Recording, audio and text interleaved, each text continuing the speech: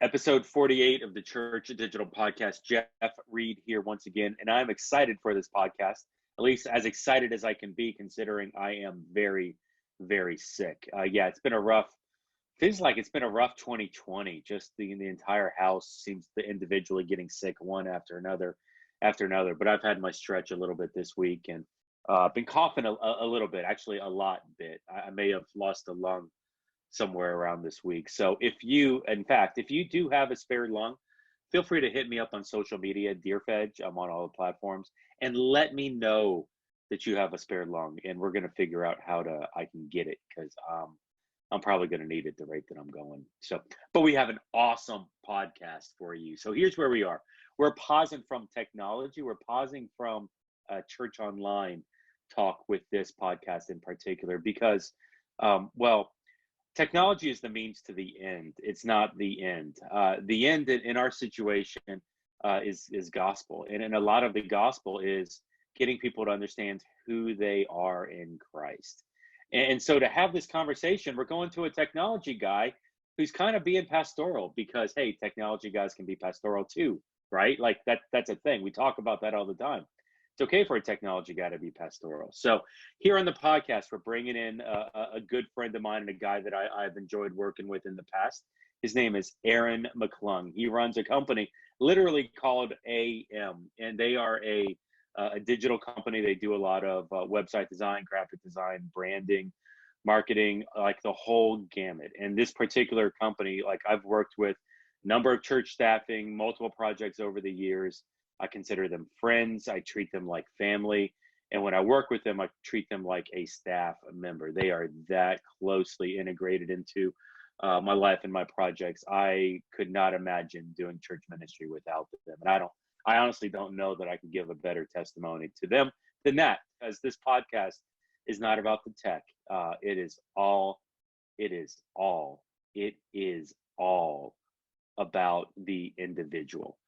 You see, there's a thing here with the discipleship, and really this is the core that I believe will help church online be effective. It's not the new church platform. It's not the new tool. It's not the new toy. It's not another feature. It's understanding that our job is to help people understand personal mission. And what's interesting is Aaron has really kind of figured out that even more than just church online or even church attenders, churches, organizations, businesses, like there's a lot of people out there that don't understand the why for themselves on an individual level, or even the why for themselves as a business. And so Aaron, who has been starting to, well, you know what? I'm not even going to tell the story because I want Aaron to. So here's what I want you to do. Listen to this podcast. We're not talking tech. We don't need to talk tech. The podcast you need to hear is the one you're about to hear right now. So you got Aaron McClung, President and CEO of AM, and myself, Jeff, in the Church.digital, in a podcast episode that I am calling The Why of Personal Mission. Okay, everybody, here you go. Yeah, so my name is Aaron McClung. I live in Hurst, Texas currently. I grew up in Oklahoma. I grew up going to Baptist churches and spent a lot of time in that world, and God called me and saved me from age of 5 at a VBS. And so ever since then, I've been just trying to follow him in the ways that a child can, all the way up through growing up, and just always felt a sense that God has just called me to serve him. And I didn't always know what that looked like. I didn't have the typical pastoral personality, as you'll probably find out shortly. But wasn't always the guy lighting up the room, if I could say it that way.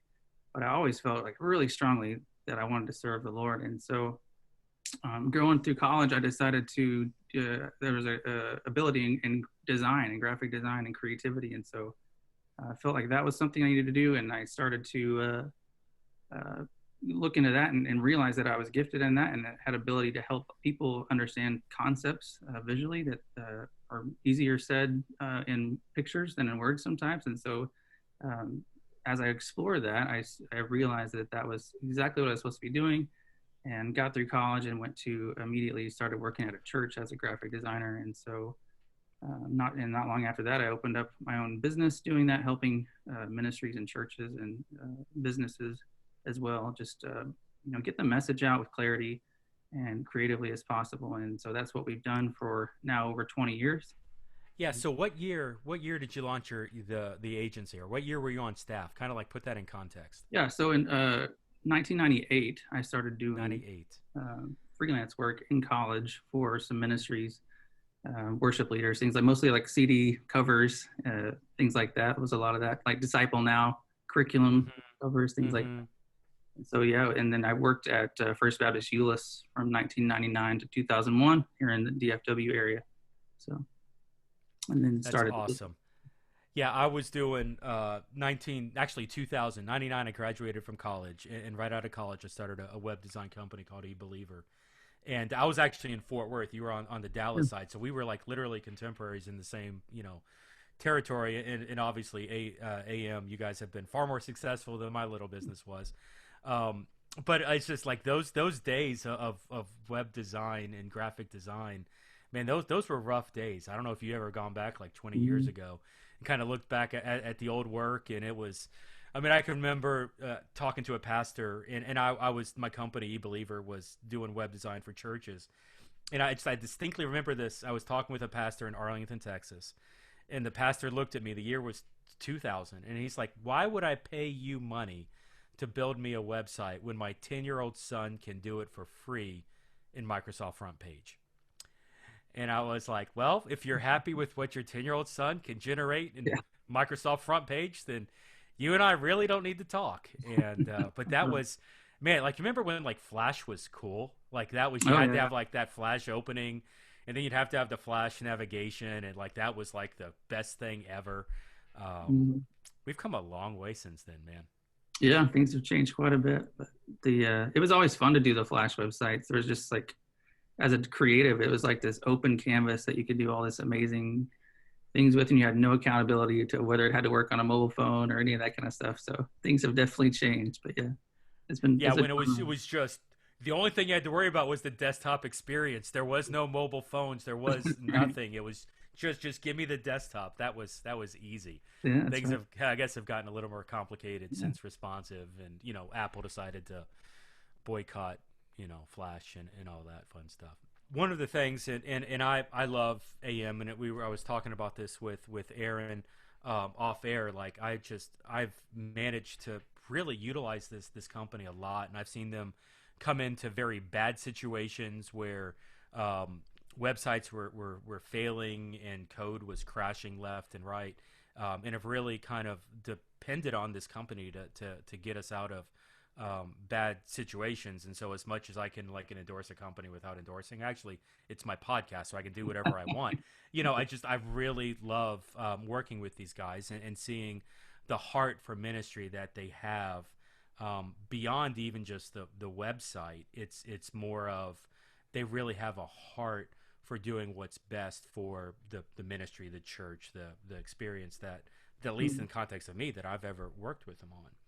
And it's this heart that I wanted to bring Aaron in to really dive into it, because their companies pivoted a little bit, I guess would be the word. I don't know if pivot's the right word, but there was a change in philosophy that, at least that I've seen from the outside over the past year or so. And I really wanted Aaron just to kind of talk about this, because I'm excited about how this impacts individuals and how it can help organizations and churches achieve much higher clarity. And so, Aaron, man, why don't you just talk a little bit and tell us a little bit about this overflow, kind of what it is, and then how you as an organization, how you got to this place where you realized you needed to pivot. So we have a new, what we call a signature process, so we call it overflow. And so the idea is that your brand or your culture, your organization should communicate your story basically out of the overflow of your heart, like Jesus was talking about. For people, it's like out of the overflow of your heart, your mouth will speak. Well, we believe your brand will speak from that. And if you can speak from the core of why you exist, what you're called to, what's your unique story, that's going to be the meaningful connection point that people are looking for. And that's how they make decisions on what they buy or buy into. And so that's the general idea of it, of the backstory and the name. But what it is, it's basically a branding process. Starts with discovery sessions up at the front of it, and really digs into the core existence of why the organization is there, whether it's a business or a church. There's an origin story, and there's leaders there that chose to be there. They're leading the organization, and they typically have a vision that God has called them to. And so it's uncovering that, it's clarifying it. It's using our agency skills, but also trying to get to the place where it's articulated clearly and well, and all the story that you're having as an organization, all channels, all every opportunity that you can communicate is going through the filter of what that core purpose is. And it's smarter. It's trying to be smarter than just talking about what's and how's, but really the why. And so that because there's science behind that, there's the millennial generation's changing. Everything's changing about the way people buy into everything. And so they want meaning and they want impact. They want to know that they're buying into a story that they can put their time and their dollars into, and it's going to making lives better. And so that's the story. We've got to go in and find out what is unique about that company, that organization, and then build a story around it. And so I had to go through the same thing. So doing this agency life for over 20 years, we're on our 22nd year now, I think, depending on how you do the math. But the first 2 decades of that was just doing good work. Like that was the bar for what success was. It's like, I didn't have a vision. I didn't have this great business model plan in place. I was just trying to do good work with what God brought us and be fair to our employees. To me, that was enough. That was enough to make me want to do it and do a good job. And however, about a couple of years ago, God began to change the conversation with me to something else. And so it was like, where are we going with this? I started to see that the industry is changing. It wasn't, like you said, it's always, there's always some cheaper, faster way to do websites or whatever. And so that may have grown us, but that wasn't going to, be the thing to take us to the next round of the next 20 years. And so I started to wonder what the answer was. And so for the first time ever, I was like, well, where is this going? And what do I need to do? And I really didn't even think about asking God about it, to be honest with you. I've been a Christian my whole life, but I didn't really know to take my business to him in that way. And so I always knew he was kind of watching out for me and trying to take care of me because he cares about me, but never had the kind of relationship to where I was asking specific questions and expecting him to lead me. And so that had to happen through those couple of years. And so as I dug more into that, I started to realize he does have a purpose for me. He has gifted me for very specific things. He does want the business to be his, and I'm just a steward of it, and that I can reach people through it, and that there's way more meaning to be shared and to be attracting our team to and digging in. Like I said, I never saw myself as pastoral, so I didn't really even try, honestly. But the more I dug into that, the more I realized that God wants me to help impact our staff in meaningful ways. But they needed a story to connect to for that to be meaningful. And so went through a whole bunch of that. But like I said, I had to start with me. And then once I did that and God gave me a specific vision on how to do this agency thing differently, I had to dig into how to do that. Months later, there's now a literal process for it. It's got a name, it's got steps. And we're doing that every day, and it's made a world of difference for us. So let me pick in, and I don't want to get overly personal, but I'm just curious because, I get asked all the time, Jeff, are you pastoral? Do you consider yourself a pastor? And I kind of just put my arms up in the air and I don't know, do you consider me pastoral? Like, but you're a tech guy. Like how do you leverage tech with being pastoral? And I'm like, because I work with tech to be pastoral with people who are in community. So I'm just curious because you're asking and you're saying things about helping people realize, and we'll unpack more about this, but there's this tension of you don't consider yourself pastoral. Why is it just in your personal journey? What's been the thing that you're like, I don't consider myself pastoral because of this? Well, I'm highly introverted. So it's like I'm always the quietest person in the room. I'm not usually the one up kind of lighting up the room and making everybody feel comfortable. It's like I'm usually just trying to hide and not be noticed.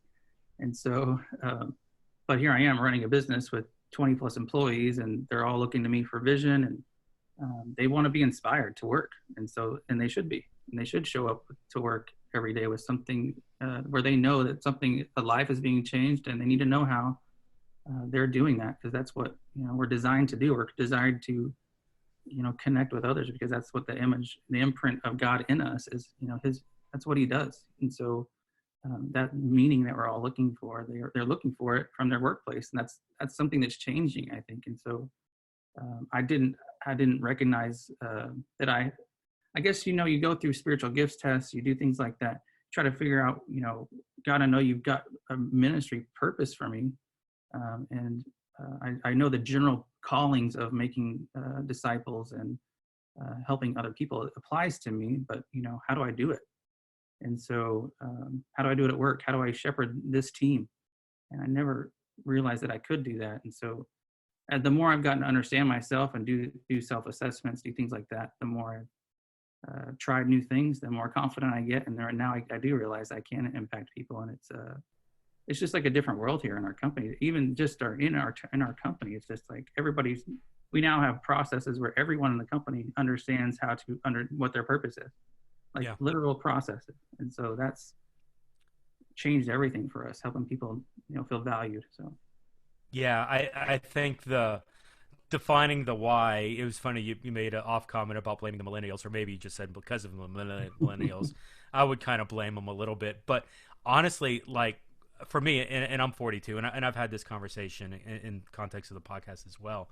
Like I almost feel like I went through a midlife crisis a couple years ago, where it was, all right, so I've been doing this thing, to your point, you were using the language, you're doing the work. And a couple years ago, I really just came to this place of, why am I doing this? Like, what's the overall purpose behind this? And is the way that I'm doing it, is it the most effective? Now, for me, my end game, my goal was discipling people and helping people understand God's purpose. And for whatever reason, I really feel like my calling has been in that digital scope. And so this midlife crisis that I was on made me pause and kind of evaluate, okay, am I called to do it this way? Is this the best way, what I'm doing it? Are there other ways to make that happen? And that really started wrestling with my overall purpose. And as a result of that, honestly, in my track record over the past couple of years of show, God took me down a road that I didn't necessarily want to go down. And all of a sudden, I'm being connected because he's in control. It's not me and my wishes. That I'm being connected into relationships and in purposes and connections that I've never dreamed I would be a part of. Doing things for the kingdom that I never imagined, even 6 months ago, how things have pivoted and changed so quickly. Mm-hmm. But it's amazing when God's in control of that. And so it's exciting to me because through your organization, through AEM, man, you're literally helping people, you're helping organizations, you're helping churches like wrestle with some of this stuff. What stories are you hearing? What stories are you seeing as you're helping churches wrestle with their purpose, with their why? Well, it's funny because we talk about the why of a church, and almost all people think, well, don't all churches have the same why? Like, aren't we all on the Great Commission and doing those kind of things? And so it's a great question. I think I'm like, well, do you have, why are you at that church? Like, what is God, what's the vision and what's the calling he's called you to? And as if there's not a unique calling in a local body, then why don't we just shut the doors and go to the one down the street? So obviously we know there's a unique thing there, but the church hasn't necessarily done a lot of work in trying to figure out what's unique about it, or and on top of that, what do people, why do they make decisions today, and how has that changed? And so what are, like you said, the millennial generation, the ones after that, what are they looking for and how are they making decisions? And the church has to wrestle with that and make sure that their branding and marketing is telling that story well. So we are seeing that. We do dig into these processes, and what we're finding is that they get really excited when we get into helping them uncover what that is. It's like it's really fuzzy for churches that to begin with. It's like, they're skeptical maybe that there is something unique to say about them, but man, there is. And so if you start to help them uncover that, it's just like, I've seen so much joy and just like clarity. It's like, because a lot of times they work with consultants that, you might hire a consultant to help you figure out what your value statements are, your purpose statements, those kind of things, but they're typically not creative agencies. And so the I actually don't know of any other ones that are doing what we're doing, but there's not one that's can do both at the same time. And so that means it makes it hard for like a typical consultant. It's hard for them to visualize it and bring it to life and show a church or any organization what it looks like. They get to what it is, how do you word it, maybe what's important, but having a creative agency come in and just like do all of that with all the skills that we have at the same time and visualize it, and they see all of it at the same moment, it's just like eye-opening for them and encouraging, exciting, and it just infuses energy into the whole organization. Yeah. I can tell you, being a guy that's worked with creative agencies, being a guy that has run a creative department a couple times in a church, like I understand the joy of working with an organization that has clarity. I understand it. I don't know that I've experienced it a lot because a lot of times you don't have that clarity. Mm-hmm. One of the things that I love about this story is you're taking the time not just to create the graphics, to create the ad campaign, to create the movement that whether it works or not, I don't care, man. I'm just cashing the invoice, the check when it comes in. Mm-hmm. You're helping the organization get its ducks in a row by discovering its messaging, by discovering how to be clear, by helping it understand its why and its purpose, and from there breaking it down. A lot of times, honestly, especially in dealing with consultants, and I am one. That's cool. I can say this. A lot of times, it's we need to solve the problem, but the big picture, like that's not in my scope. You're not paying me for that. The holistic view of coming in of what you're doing through Overflow, of helping people understand their why, helping the organization with clarity understand what its purpose is. Now that's so much easier to market and so much more effective because you're able to do that with clarity instead of promising X and really delivering Y, which makes for unhappiness on the backside. Why is clarity, and you and I have both experienced this. Honestly, there are people with church staffs out there that have experienced this. So this isn't a hard question. We all know this. Churches often struggle with clarity. The finish line is constantly moving. The target is constantly shifting. Organizations are trying its best to reach people. The goal is high, reaching people for Christ. But as a result of that, it shifts, it moves on a regular basis as we're trying to be more effective. Mm-hmm. Why do we struggle with that clarity piece in a church environment? What's the overarching issue, maybe culturally, that we need to address? Is there a common thread as you're working with churches?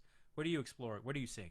Well, there's the obvious kind of the busyness of the church cycle and the focus on keeping the machine running. And does anybody actually have time to stop and breathe and think about, is this actually working? That's rare. And so I think a lot of times when we go into a church and start asking these questions, it's like we all get to pause, at least for a day or two, and sit in these questions with each other and decide if, what is the answer to the questions? What are we focused on? Because there's not usually scheduled time to stop the machine for enough time to get on the same page together and remember, what we're called to. And that's just the pace of it, the grind of it. And so for us, it's amazing what a few simple questions can do to bring clarity for an entire organization. And so it has to start at the top. The leadership has to be on board. I can't push this rock upstream. I don't think that's really how this is designed. So that's why it's critical that we get buy-in from the top of the organization, because we need them to.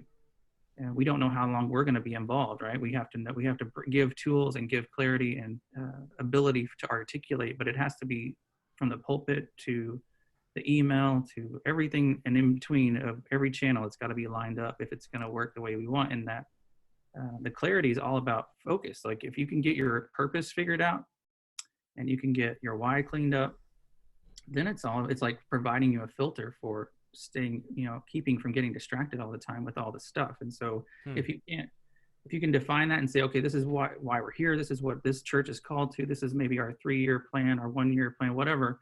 And this is how we're going to get there. Then it should bring like the ability to say no to a lot of things. I've seen a lot of people struggle with that. Like they don't have anything to say no to this, and because it's it's scary to say no in a place where everybody's kind of looking to you to be like to serve them, and so that's a lot of tension in that statement. But we've seen those conversations. The process is just getting everybody in the room together at the right time.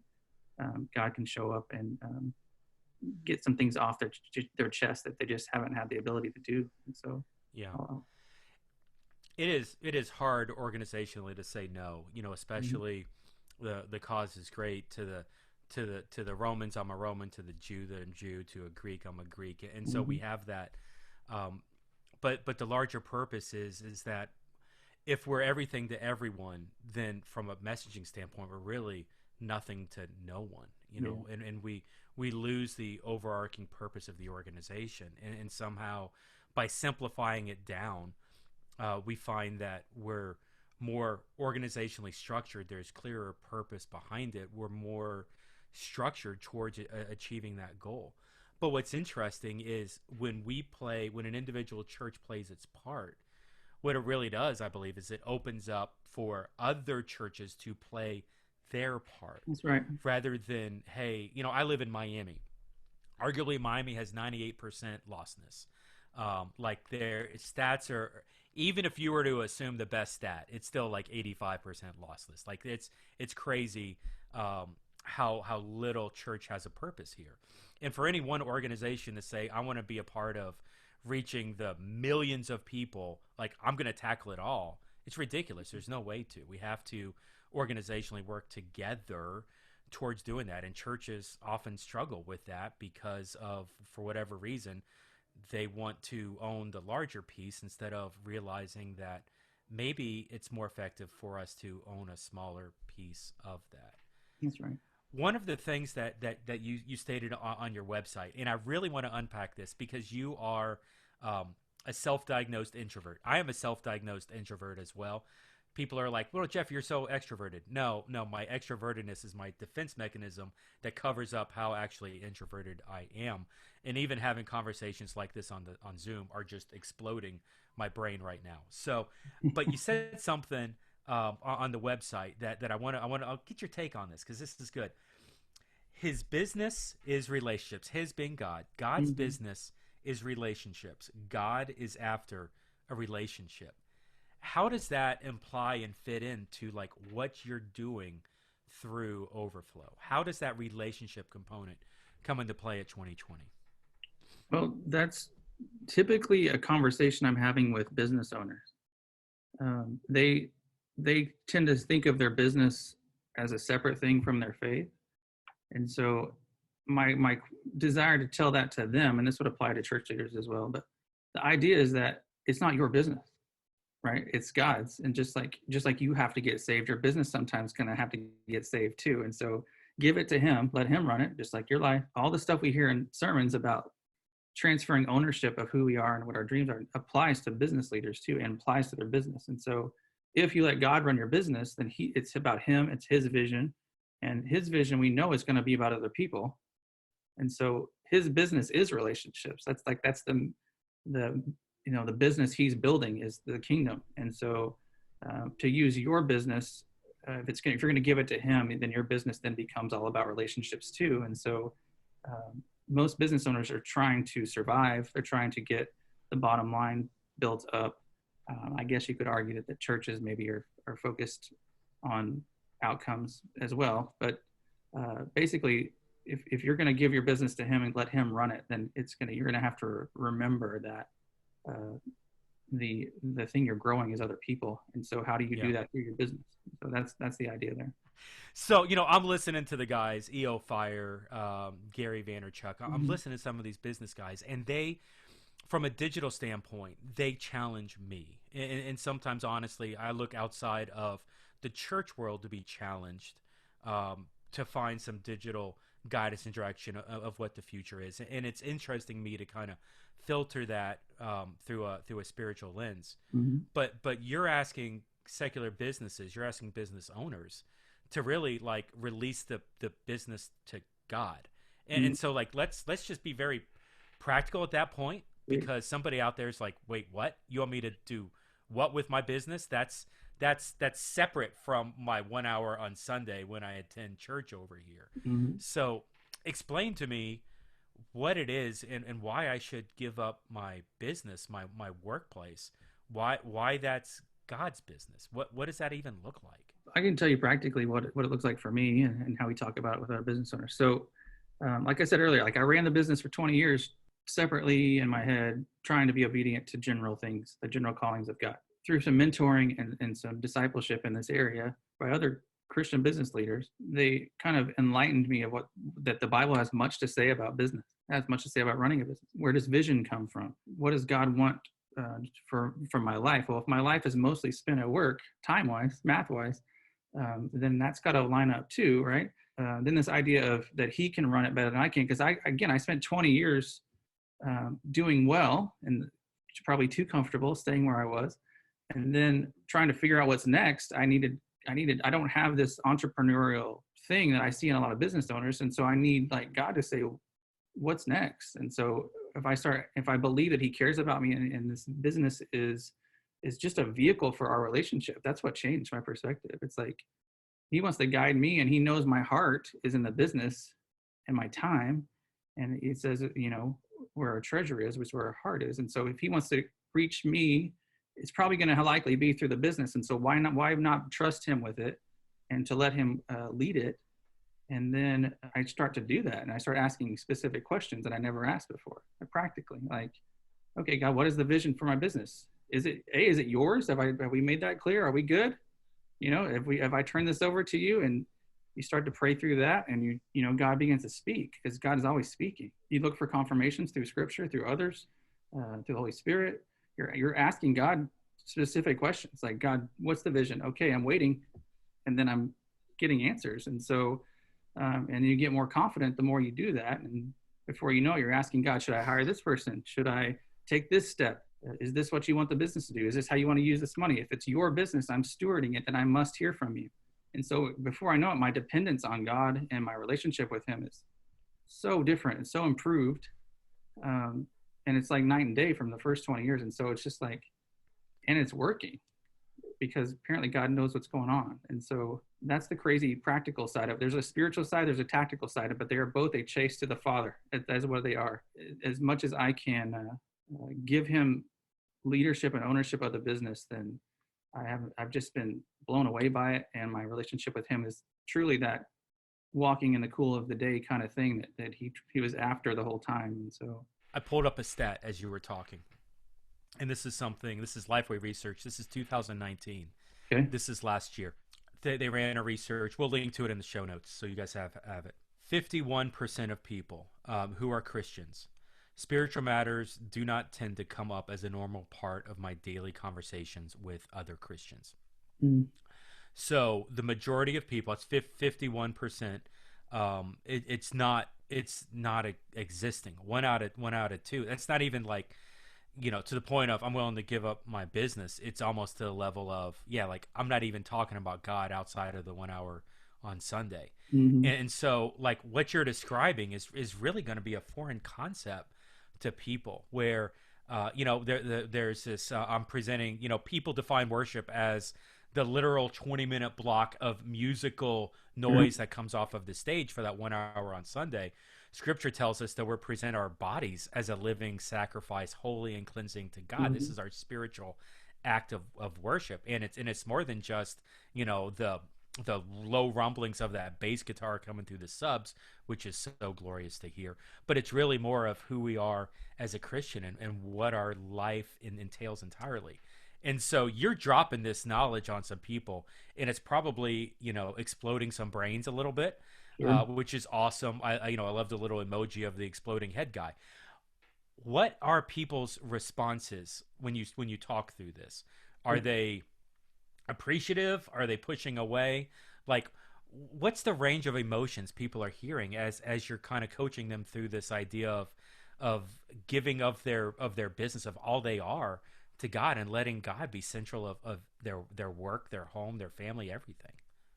Well, obviously Christian business leaders are the ones that are mostly being challenged with this. Like if you're not on if you're not in a relationship with Christ, you're just going to be like bouncing that off. But the ones that are Christian and they're hearing it, they're being like, they're kind of blown away because they've never heard anybody put that together like that. Like, because I'm a teacher, I'm a learner, right? And so I don't come with just fuzzy stuff. I've got a framework and I put it in an order and I show it to them and say, yes, here's your relationship with God. And I walk it through vision to your why and your purpose and your mission statement and your execution and how you're going to get there and how you're going to achieve that vision and how you're going to engage and empower your team to get there. So it's a framework that I'm putting in front of them, very technical and built off of similar business thinking models, right? Business operational models, but just putting God at the beginning of it and saying that this is actually all about him. And so when I walk them through it, it makes total sense to them and they've never seen it laid out that way. And then we start talking about overflow specifically is just a little piece of that, right? And so we're actually trying to create an entire culture around this purpose that's in you. And when you do that, you're actually building a purpose around God because he's the one that put the purpose there. And so to what degree they want to share that or lead that story from a gospel standpoint, or it's kind of up to them. Usually their reaction is, wow, I never knew that there was a logical linear flow to understand this. And so it kind of makes sense to them because business owners want actionable, tactical steps to follow. And so, make it easy for me. And so having those conversations a lot, that's where my gifting comes. It's like the clarity and creativity combining. It's kind of coming up with this kind of unique flavor to it. It's just stuff I've done myself. It's just God gives me what I need and then I'm sharing it with other people. So, but the response has been great. Yeah. I'm literally sitting here trying to think of the next question. And my question was going to be, okay, so I own a Shake Shack. Mm-hmm. What is giving God my Shake Shack? What is that actually gonna look like? How is that gonna affect my business? And as I'm sitting here waiting for you to finish, and I was gonna ask the question, the first thing that pops in my head is Chick-fil-A, and how that as a business, like how does giving God my business, how does that affect my messaging? How does that affect who I am? How does that affect my culture? Mm-hmm. And arguably there's others, and I'd love to hear some other examples, but Chick-fil-A as an organization has been very vocal in standing up for who they are and who they are not, and as diversive as they are, man, it's good chicken, man, that place is always busy. Mm-hmm. and they've managed to stay in good favor, still holding to the morals and ethics of what that family has instilled years ago. What are some other examples?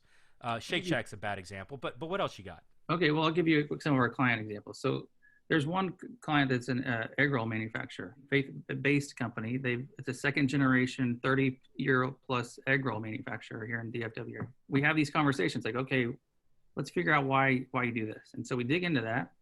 And at the end of it, it's basically we've got to come up with the taglines and the stuff you're talking about, messaging that drives this story home. And so we dug into it and said, okay, what is meaningful that's happening here? Well, it's an immigrant family that came over from Vietnam with nothing back in the 60s, running from all kinds of terrible things in that country. They come to the U.S. with nothing, chasing the American dream. The mom of the couple is basically trying to figure out how to run the company and she's basically got $40 in her pocket, and she's got this crazy story of how she's landed here and how to get her family and going and surviving in this country. And so these are the people that started this, and they're Christians. And so now it's 30 years later, the daughter is now the CEO of the company.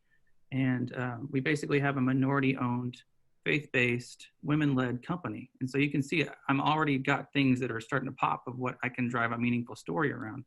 Sure. So, from there, long story short, the tagline has gone from things like, I'll just more generic things around, honest food and things like that, making, quality products, to our new tagline is made to love. And so I've been, the people, we care about our people, we care about our customers, and we feel like, they are made. Those are words that are, mm-hmm. Christians can identify with those words, that someone is made to love and that the food is made to love. And so we now have this conversation changing starting piece for all communications, and they can tell a 10-second, simple surfacey level story about the quality of their egg rolls and how our people are made to love. And we want our food to be as well. Or you can go really deep into the culture of, how they hire people and how they attract people and how they honor people. in that same tagline. And so it's like, that's the kind of thing I want. I want to give everybody a meaningful conversation starter, and then we build a beautiful brand around it visually, all the creative assets. And so the entire organization now has these conversations the same way now, and all the starting points are the same. It's super consistent. It's just like the ownership, they have exactly what they need to tell their story in any context, and it's working. It's attracting people to the organization in every way. So. How do people and organizations, how do they work with you? What's the process to get started? Well, the beginning conversation would be making sure there's a fit there. Like, where are you at? Do you have a conversation that you're trying to change? Typically people come in with a pain point, right? And so, are we willing to go to this brand story and revamp it and then apply it to all the channels? And so to get started, it's having an honest conversation about where you are, what can we affect, what can we impact, and then deciding if overflow is the right choice for you. Sometimes we need to go deeper, and so it might be, well, I don't know what my purpose is. I don't know where I start, and I'm a leader. We might have to have some conversations around a purpose discovery process where we help you figure that out, and then we just start applying it to the company and help you, build from there. And so there's a couple of different starting places. Typical starting place is overflow, and we work on that in that scope, and then decide once we've built it, how far do we want to take it right now, and keep going from there. And so we've talked about businesses, we've talked about churches. I mean, I really feel like even if you take the business out of this, even if you take like the church out of this, I feel like there's a challenge for the individual, where there's an opportunity. I mean, baked in a little bit of this, and I don't want to like overstate, but there's like a discipleship, there's like a personal mission kind of challenge in this, where we as individuals really need to, as individual Christians today, we need to wrestle with some of the why on this, and maybe recognizing some of what the personal mission of our life is, and why God's has us where we are in our workplace, maybe not as the boss, but maybe as just a general worker, why God has us in our community, in the home that we live, or why God has us with our kids involved in the stuff that they're involved in. Like, do you ever wrestle with this? Like, how does this overflow maybe apply down to an individual level? We start with that conversation a lot. So like I said, we have a purpose discovery process that all of our team goes through, and you dig into your spiritual gifts, your personality profile, your strengths in general areas. Like what do people say you're great at? And because we're trying to show them that God is putting exactly in them what he wants them to do with their lives. And so most people don't even know what their purpose is. There's a stat that says only 10% of people know what their purpose is, it's way too valuable to be sitting there dormant. And it's way too much focus and clarity to know what your lane is. Like, God, you created me to do this thing. And so when Jeff needs something and I'm up, do I recognize the skills and gifts he's called me to? And am I operating in that when I see your need? Because that's going to show me that what God is asking me to do. And I'm going to see the biggest fruit in you when I do that. Instead of trying to be somebody I'm not, if I can be aware of myself more, then it can change lives. And it's putting confidence in people that they never had. And so when people know themselves and they know what God's calling them to, it's just like, it resonates so much stronger and deeply when you operate in it. And sadly, most people just have no awareness of any of that. That's what we're about with individuals, for sure. It's so important. And I literally had coffee this week with someone who's wrestling with this. This is a person who's been on staff for a number of years, a church staff. And I literally brought up the calling piece, and they were like, I'm not sure what I'm called to. And it's this gross reality of, and it gross isn't even the right word, but it's this stark reality of people that are living lives without realizing what God has them for, and maybe they haven't understood it at a personal level to achieve their own clarity, or they're so busy, to your point, organizations are often so busy they don't have time to ask the whys. Maybe they're so busy living out the lives and the identities that they've kind of stumbled into on their own to put money on the table, food on the table, and things like that, without stopping and realizing, wait, what does God have for me in that situation? And oftentimes to do that, to have, God be head of your organization and have that be the why, or to have God be head of yourself. Like there's a humility in that, where you have to release control. When we look at the Beatitudes, Blessed are the meek, or the poor in spirit, or they that mourn. Matthew 4 and 5. It's not a overly controlling, demanding, power type A person that's blessed in those situations. It's blessed are the people who are humble, arguably who are teachable by God and shapeable by the path of the Spirit, who are in tune to where He's leading. And that's dripping all over this. The ability to stop and to ask the organization, why do you exist, allows God the opportunity to drive instead of you forcing will upon that situation. And whether, I said this once in a blog, if you are responsible for your victories in life, then you're responsible for the losses. And so every win you get, hey, good for you, but the failures are all over you. If you're not responsible for the victories, if you allow God to own the victory, then God owns the failure, because He's driving through that and allowing you to grow through that process. I would much rather give God the victories and allow God to cover my failures than for me to be solely responsible for that. Giving God control is so much clearer. And Aaron, I love your path, and even just the courage to organizationally pivot. 20 years into developing an agency and realizing, hey, we're asking the wrong question, and they're not ready to answer the question what's best for themselves. We need to change the organization away from just a creative agency to an agency that's helping organizations answer the questions they really should answer. And then once it's answered, then yeah, we can definitely be the creative aspect. But there's so much value in what you're doing beyond just that ad campaign or that website or that social media look. So, man, thank you for your diligence and your patience with that, because I'm sure that's a hard thing to get a 20-year organization to kind of turn like that. But it's awesome to see how God is using you in this process. So, man, as we're landing the plane, any last thoughts? No, I appreciate your time. You're definitely hitting on some of the high points, and it's reminding me of some of the challenges it's been to get there. And it takes a lot of faith and vulnerability and courage and just willingness to do things that I'm not, like, I've done so many things in the last 2 years that was never comfortable or never thought I was capable of.